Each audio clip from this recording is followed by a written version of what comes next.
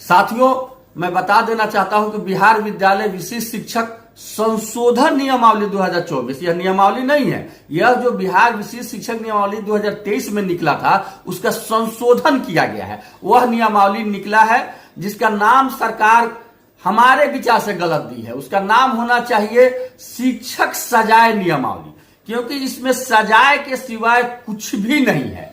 मैं विशिष्ट शिक्षक बनने वाले, सक्षमता परीक्षा पास करने वाले तमाम शिक्षक भाइयों शिक्षिका बहनों से हाथ जोड़ के आग्रह करता हूं कि एक बार आप इस नियमावली को जरूर पढ़ ले और बढ़िया से समझ ले, उसके बाद अगला कोई निर्णय ले, ताकि कल होकर के फिर आप यह नहीं कहिएगा कि हम समझे नहीं, हम जाने नहीं।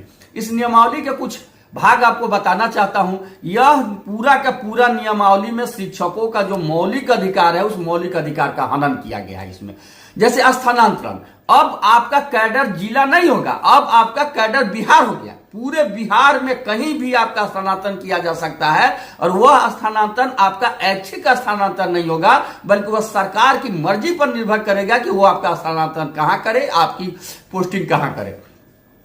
प्रशासनिक दृष्टिकोण से स्थानांतरण यह एक ऐसा चाबुक है जिसके डर से यह समझिए कि इमरजेंसी शिक्षकों पर लगाया जा रहा है। यह काला कानून बनाया गया है कि शिक्षक अपनी मांग को रखेंगे नहीं, अपने उचित बात को रखेंगे नहीं, कुछ बोलेंगे नहीं। अगर वो बोलेंगे तो उन पर अनुशासनिक कार्रवाई करते हुए, अनुशासनहीनता का आरोप लगाते हुए प्रशासनिक दृष्टिकोण से स्थानांतरण दूसरे जिला में भी किया जा सकता है। और जैसे ही दूसरे जिला में स्थानांतरण होगा उनकी वरीयता समाप्त हो जाएगी, वहां उस जिले के वो सबसे जूनियर शिक्षक माने जाएंगे। यानी एक तरह से यह चाबुक दिखाया जा रहा है कि बोलना तब मारो।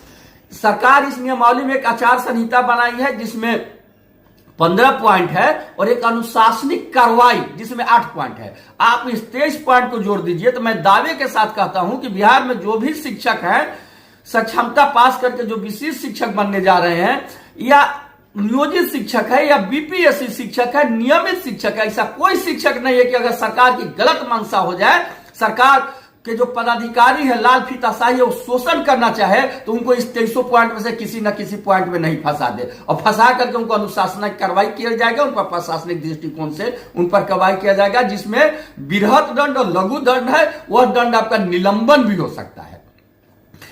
दूसरा आपको बता दे कि जैसे ही दूसरे जिले में जाएगा आपका समाप्त हो जाएगा, और जब आप पर दंडित किया जाएगा तो आपके लिए प्राधिकार समाप्त कर दिया गया है। यानी गेहूं के काटने के बाद लोग पानी भी नहीं मांगता है, सीधा मौत में जाता है, वही उपाय किया गया है।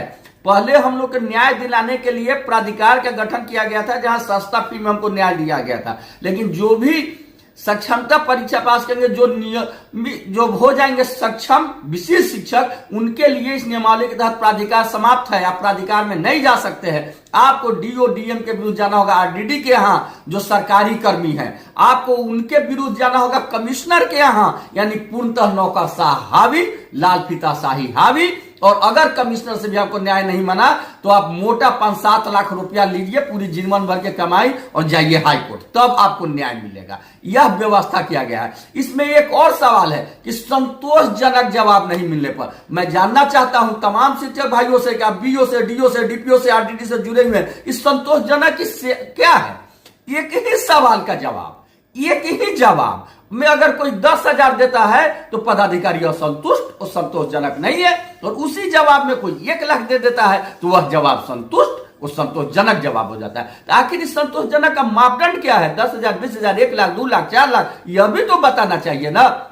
इसलिए मैं अंत में इतना जरूर कहना चाहूंगा कि इस नियमावली को एक बार पढ़े और इसकी त्रुटि पर जोरदार आंदोलन होना चाहिए और इसमें सुधार नहीं बल्कि इसको पूर्णतः वापस लेना चाहिए। यह काला कानून है, यह काले पानी की सजाए की तरह है, यह अंग्रेजी हुकूमत को याद दिलाती है, यह लाल फीताशाही को याद दिलाती है, और साथ ही साथ हम शिक्षकों के मऊगापन को भी याद दिलाती है।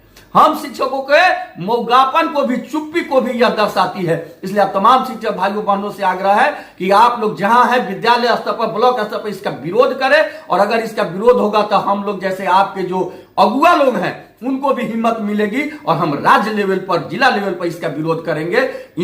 लेकिन आपके रूह को ही देखकर हम आगे कोई कदम बढ़ा सकते हैं। इसलिए आप अपना स्पष्ट नीति करें कि आप क्या चाहते हैं, और उसके अनुसार हम बहुत जल्द अपना अगली रणनीति तय करेंगे और घोषणा करेंगे। आपका केशव कुमार, प्रदेश अध्यक्ष शिक्षक संघ बिहार।